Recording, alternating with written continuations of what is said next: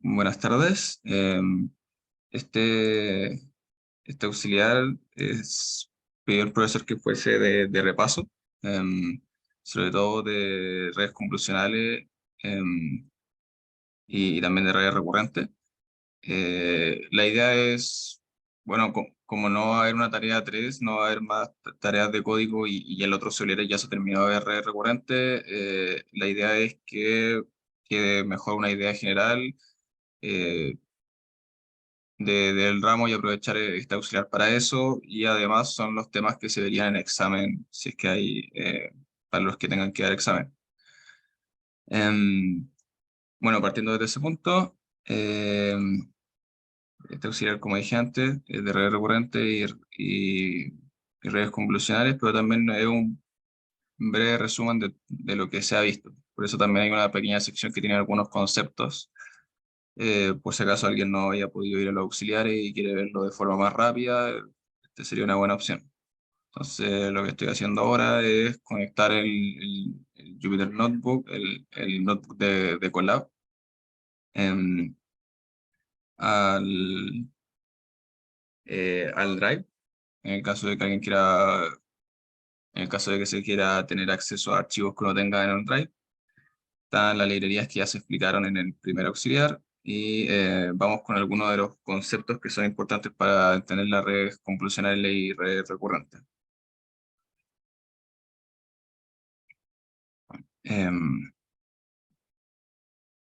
este es un resumen de todo, así que se parte de lo más básico, o por lo menos de lo que se ha hablado en auxiliares, porque ya en clases se ven las fórmulas y se ven también estos mismos temas, así que vamos a rescatar lo que es más visible y ver en este auxiliar de repaso. Entonces todo parte, por ejemplo, con el perceptrón, donde uno tiene ciertas entradas, uno tiene ciertos pesos que pondrán estas entradas, un bias y una función de activación. Si sacamos la función de activación, esto es una regresión cualquiera, porque ustedes tienen tener una especie de polinomio porque multiplican cada una de las entradas por un valor y tendrían eh, un bias que se le suma que sería una constante. Entonces sería una regresión cualquiera que podrían hacer de datos. Y eso se ajusta con un optimizador. Entonces cada perceptrón no es nada más que o sea, es capaz de hacer una linealización o un polinomio o cualquier regresión. Pero también se ocupa la función de activación y gracias a la función de activación y gracias a que uno mezcla más de un perceptrón, el resultado final son funciones no lineales y en distintas dimensiones. Pero básicamente con el perceptrón lo que se hace es eh, una regresión cualquiera. Entonces, con un conjunto de perceptrones, no tenemos solamente una regresión, sino que tenemos cosas más complejas, ya que tenemos función de activación y además tenemos distintas salidas que se van sumando. Eh, y de esa forma podemos resolver problemas no lineales, como se dijo anteriormente, y se demostró, si no me equivoco, en el auxiliar 2 o 3. Se le llama MLP, por ejemplo, por Multilayer Perceptron, o también se le Perceptron multicapa, o, eh, o simplemente Fully Connected. Hay distintas formas de llamarle, pero al final son eh, redes neuronales. Entonces, estas redes neuronales, para que uno pueda funcionar bien, por ejemplo, tienen los optimizadores. Hay distintas formas de adecuar los pesos. Por ejemplo, si fuera solamente un perceptrón, el perceptrón adecuaría sus pesos como lo haría una regresión con, no sé, una función de pérdida como mean square error. Y de esa forma los pesos terminarían adaptándose haciendo la regresión. Como son redes más grandes, los métodos de optimización son mucho más complejos. Ahí dejé algunos de la librería, que esto lo estoy sacando de auxiliares pasados ya que es un repaso. Eh, y se puede ver, eh, uno no tiene una función de cómo es el problema que uno está abordando, pero uno sabe que em, el learning rate o la tasa de aprendizaje es qué tanto es el paso por el que se modifican todos los pesos. Entonces, si es que es un paso muy grande, eh, por lo general no se llega a un mínimo global. Si es que es un peso muy, si es que es un learning rate muy chico, por lo general se demora mucho y también se puede quedar en mínimos locales sin actualizarse. Entonces, por lo general, siempre hay que intentar tener un learning rate que sea adecuado al problema, dependiendo del modelo de optimización. Ahí dije lo mucho, el típico es Adam, el, el más comúnmente utilizado. Manejo de datos en los auxiliares también se vio, por ejemplo, que cuando uno entrena y tiene un set de datos, no lo ocupas todos para ajustar el modelo, porque de esta forma, valga la redundancia, el modelo queda sobreajustado. Entonces, lo que se hace normalmente es tener un test de entrenamiento y de test, o, por ejemplo, también tener uno de entrenamiento, validación y test. Entonces, con validación se ajusta el modelo, eh, pero con validación elegimos cuál es el modelo que queremos, porque validación no está ajustando el modelo. Entonces, lo que va a pasar es que el modelo cada vez tiene mejor resultado en entrenamiento, y en un principio cada vez tiene mejor resultado en validación, pero en algún momento se sobreajusta y empieza a tener mejor resultado en entrenamiento, pero no en validación. En validación empieza a decrecer. Entonces elegimos el modelo que mejor tiene mejor rendimiento con el conjunto de validación, y ese es el que con el que nos quedamos. Así evitamos tener un modelo ajustado, sobreajustado. Y finalmente el set de test es solamente para darnos una idea de cómo funcionaría en la realidad. Entonces, normalmente no debería dar un resultado parecido al de validación, porque validación tampoco se ocupa para ajustar el método, pero podría pasar que el grupo de validación está sesgado de alguna forma, y ahí el grupo de test nos va a decir mejor cómo funcionaría el problema, o sea, el modelo en un caso más real. Otra cosa que se habló en auxiliares, por ejemplo, es data augmentation. Esto por lo general se ocupa en los datos de entrenamiento y sirve para que el modelo también no se sobreajuste, o sea, tampoco se sobreajuste, ya que o que se sobreajuste más lento, que generalice mejor, porque al final todos estos modelos lo que queremos es que generalicen. Entonces, por ejemplo, si uno tiene imágenes, en imágenes es muy típico el Data Augmentation, y lo que hacen es configurar y hacer rotaciones o cambiar el brillo o cualquier tipo de característica para que el dato no sea el mismo, pero la idea sea el mismo. Entonces, el modelo aprende mucho más sin tener más imágenes de las que se tenía originalmente. Esto fue como el auxiliar, si no me equivoco, debe haber sido como auxiliar 7 o 8 por ahí. Bueno, se vio en más de un auxiliar. Y hay distintas formas de hacerlo, en Keras o en otras librerías, pero la gracia es esa de modificar un mismo dato y hacer que uno tenga más datos y que funcione más como una persona, no que necesite que el dato esté siempre, no sé, de forma horizontal, sino que podría estar dado vuelta y aún así uno tiene que ser capaz de detectarlo. Se ocupa también otro tipo de datos, pero en imágenes como lo más conocido, o el mejor ejemplo que uno puede dar. También en otros auxiliares se habló de transfer learning, de hecho se hizo, y en la tarea 2 tuvieron que hacerlo, que esto de ocupar redes que ya existan para entrenar modelos, y así uno partir desde un punto base bastante robusto.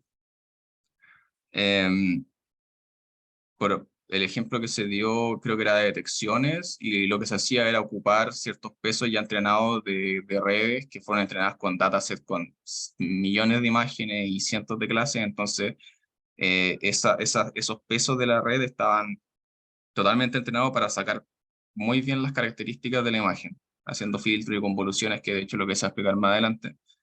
Eh, y la gracia es que uno no tiene que entrenar eso porque ya está, y lo que uno entrena es la última parte de la red, la que termina clasificando y la que tiene que ver exactamente con el caso de uso que uno esté trabajando, clasificando qué tipo de imagen, no sé, si es que uno está clasificando entre perro y gato, o si está clasificando entre lámparas y sillones. Eso va a ser la última parte, pero la primera parte por lo general es los pesos que están adecuados a sacar las mejores características, que se conserve la imagen, la información de la imagen de la mejor forma posible.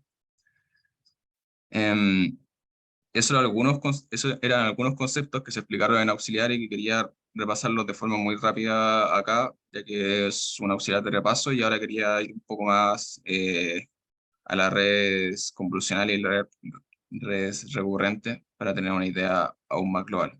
Entonces, redes convolucionales, que se vio primero que redes recurrentes, em, hacen convoluciones y por lo general no siempre trabajan con imágenes, pero trabajan con matrices. Entonces, como las imágenes son matrices, el típico ejemplo son las imágenes.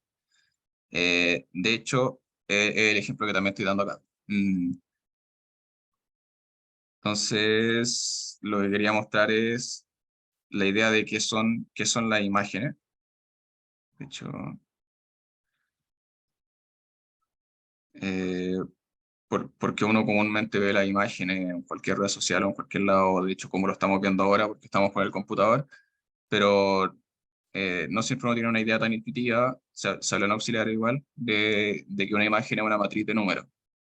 Y eso es por lo general, una matriz de números, una imagen en blanco y negro, por ejemplo, una matriz de la dimensión que tenga la imagen, que le llamamos resolución, y cada píxel tiene entre 0 y 255, por lo menos las imágenes típicas. Las imágenes típicas en cada píxel tiene un byte de información, y un byte de información es 2 a la 8, y eso sería 256. Entonces hay 256 opciones, y esto parte del cero, entonces del cero al 255. Entonces acá se puede ver como una imagen, cómo cada número representa un píxel. Acá hay otro ejemplo donde podemos ver que, bueno, claramente no tiene sentido porque vemos que no, cada píxel no es solamente de un color en esto, pero una idea solamente para que se entienda de que eh, hay, hay canales de colores, como tenemos una imagen de color, el típico RGB, o bueno, hay distintas formas de ver la información de los canales de color, pero una muy, muy común es RGB, donde tenemos el rojo, el verde y el azul, por sus siglas en inglés. Y en Python, como leemos en la imagen, uno puede hacerlo con distintas librerías, puede hacerlo con Image, puede hacerlo con CB2, o con cualquier librería como con Matplotlib, como casi todas las librerías de visualización tienen la opción para imágenes. Entonces acá, por ejemplo, podemos ver una imagen de un gato, pero como lo ve el computador es así. Cada píxel, bueno, acá también es cada píxel por cada canal se tiene uno de estos valores de los que estábamos hablando, de 0 a 255. Y el shape, por ejemplo, tiene esta resolución, la imagen, y tiene los tres canales. Eh,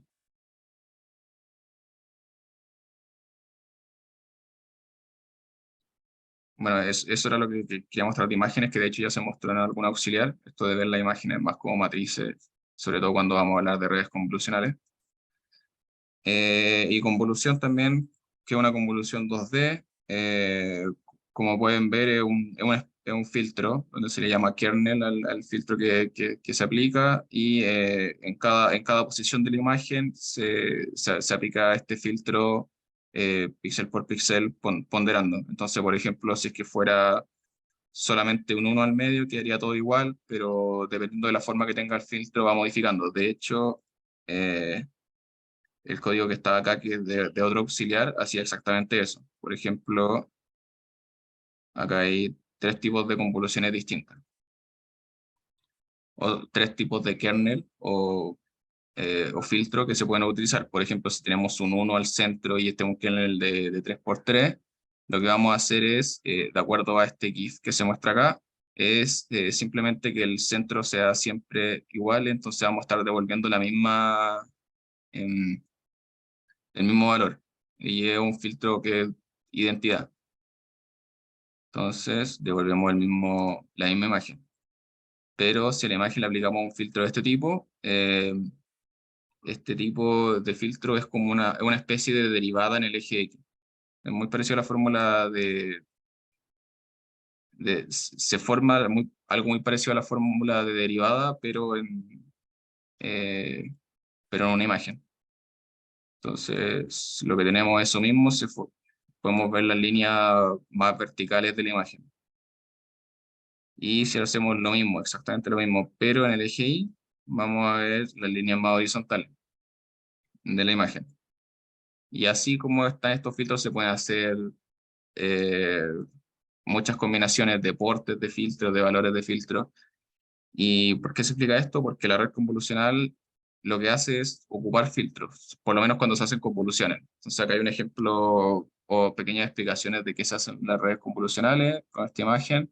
Las redes convolucionales perfectamente pueden terminar en otra imagen o comenzar en un valor y terminar en una imagen. Lo que las caracteriza es la operación de las convoluciones.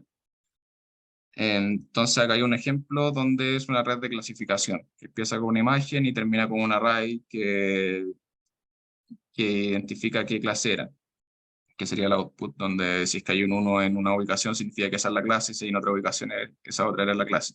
Cada ubicación representaba la clase que se está detectando. Entonces, lo que tenemos es que, por ejemplo, hay convoluciones y hay otras operaciones de subsampling, y más convoluciones, subsampling, la fully connected, que es lo mismo que estamos diciendo de MLP, o multilayer perceptron, o capa, perceptron multicapa, que se explicó anteriormente, que son las redes más comunes que se conocen, la feed forward también se les dice. Entonces se hacen convoluciones y en este caso los pesos son los valores del kernel. Entonces, antes habíamos visto que estos valores pueden ser así, que es como una especie de kernel gaussiano. También pueden ser así, por ejemplo, solamente un 1 en el centro, o pueden ser así, donde hacen esta operación en las imágenes. Lo importante es que cada kernel saca distintas características de la imagen y hace distintas operaciones. Entonces, los valores que tienen los kernel son los pesos de estas redes que se ajustan para sacar las características que nosotros queremos. Por ejemplo, tenemos algo que no se detecta postes. Probablemente el kernel de el kernel de alguna de las capas convolucionales que tengamos sea muy similar a un filtro en el eje X y nos deje solamente las líneas verticales, por ejemplo, para detectar si es que hay poste o no hay poste. No sé, un ejemplo que se me ocurre. Em, y las capas de subsampling son las capas para reducir la dimensionalidad de la imagen, porque se quiere que la información em, termine siendo una decisión de cuál es la clase correcta. Entonces también se necesita reducir la dimensionalidad. Y hay distintos métodos, como probablemente se les pueda ocurrir. Uno puede quedarse con el máximo, quedarse con el promedio. Acá, de hecho, están esos dos ejemplos: max pooling, average pooling, donde, por ejemplo, acá se hace con un pool size de 2 por 2. Y como pueden ver en cada uno de los cuadrantes, se deja solamente un valor, acá el máximo y acá el promedio, para dos casos iguales. Y la idea es que es como bajarle la resolución de una imagen. La idea es conservar la mayor cantidad de información, pero eh, reduciendo la dimensionalidad. Y,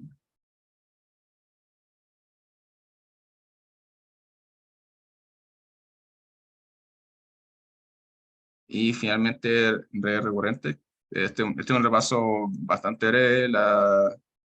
En, la idea es solamente quedar con la idea general, así que tal como redes convolucionales pasó bastante rápido, redes recurrentes debería pasar lo mismo.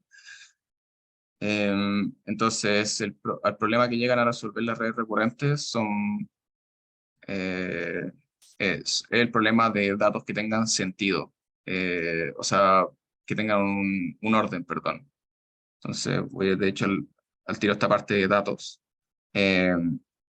Secuencias de datos, por lo general en las redes, si uno no ocupa redes recurrentes, uno por lo general va a tener que hacer una red muy grande, porque por ejemplo, si necesitamos hacer una regresión de un mercado, como se hizo en alguno de los auxiliares, necesitaríamos que la entrada fuese todo el mercado para atrás, por ejemplo, para que funcionara de una buena forma. En cambio, en las redes recurrentes uno le puede ir entregando valores y después le va entregando de nuevo valores, valores, valores y tiene una cierta memoria, porque como acá sale su salida, es también su entrada, entonces es como una especie de máquina de estado también y va guardando información información pasada, tiene ese loop interno. Entonces acá se pueden representar así, que su entrada, su salida, o también se representan así, en que a la misma red se le va entregando un valor, salida se le va entregando otro valor, salida, pero esta misma red a sí misma se entrega también una salida. Y gracias a esa arquitectura se le pueden entregar valores que tengan, que sean secuencia y funciona mejor con eso. Y secuencia no necesariamente tiene que ser temporal o no necesariamente tiene que ser de ningún tipo, lo importante es que tenga algún orden. Entonces pueden ser series de tiempo, pueden ser secuencias biológicas, puede ser texto, pueden ser, bueno, cualquier tipo de valor en el tiempo, pero también no necesariamente tiene que ser en el tiempo. Eh, Puede ser, bueno, sonido también. Eh,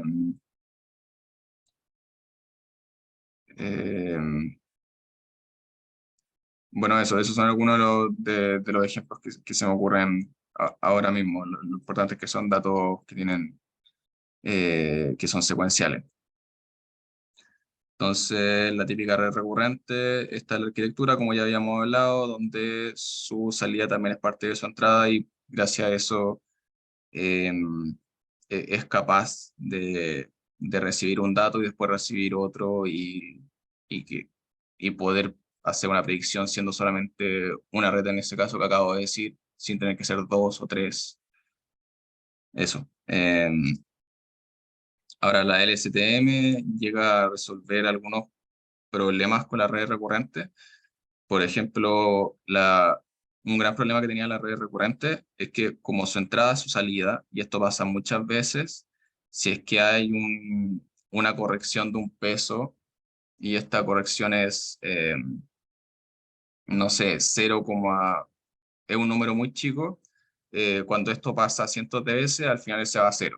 O si este número era mayor a uno, si es que la corrección es, no sé, uno como algo o 2, eso también es como si multiplica muchas veces en el backpropagation, también el valor se dispara y termina siendo 1000 o no sé, 100. Y para valores de redes, como nosotros normalizamos, nosotros esperamos valores que sean entre 0 y 1 o por ahí cerca.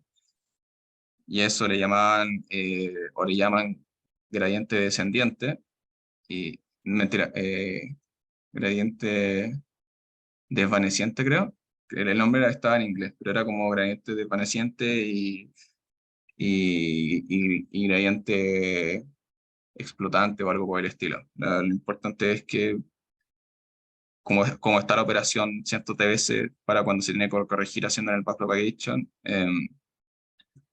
se corre el riesgo de que este número o se vaya a cero o se vaya a un valor muy grande. Y esto se evita con el STM. De hecho, acá hay una imagen que lo explica bastante bien. Acá, por ejemplo, hay un gradiente desvaneciente donde se está haciendo el backpropagation y no se llega a corregir bien los valores, se va a cero. Y también, y en el STM no pasa eso, al parecer la corrección es muchísimo más estable y robusta. Eh, en clases tengo entendido que se explicaban las distintas partes de la red del STM. Acá está la arquitectura normal que se ocupa. Eh, la gracia es que tiene muchas más operaciones. Por ejemplo, la primera operación que lo que hace es anular o no ciertas entradas, entonces forma una especie de filtro. eh, y por el otro lado hay otras operaciones que solamente sirven para sumar información a la entrada normal, esta es la entrada pasada y entrada normal. Eh, y eso, la LSTM tiene una estructura mucho más compleja, distintos estados, pero y gracias a eso funciona mucho mejor. Funciona mucho mejor tanto para forward como para backpropagation. Y también tiene ciertas variaciones. De hecho, en el auxiliar pasado se vio como existen variaciones para eh, trabajar con convoluciones. Con la misma arquitectura, haciendo ciertos cambios, hay una convolution LSTM que está preparada para recibir imágenes y hacer convoluciones y también poder ver cierta secuencia de imágenes y entender qué es lo que debería venir hacia una especie de regresión con imágenes. Que de hecho también en el auxiliar pasado se hace eso mismo, se ve como cuando uno tiene un punto y se va moviendo, se puede hacer una regresión y entender o saber más o menos eh, cuál debería ser el punto siguiente. Esa es la idea. Em, bueno, eso. La idea de este auxiliar, como dije antes, era tener un repaso, sobre todo para tener la idea general, ya que como no va a haber más tareas de código, y ya se había visto la materia, em, no había mucho sentido o sea, no había más materia que revisar, así que se prefirió hacer un repaso también pensando en las personas que tengan que dar examen, como para tener la idea más general, sobre todo para preguntas de desarrollo y cosas por el estilo. Así que eso, voy a parar de grabar ahora.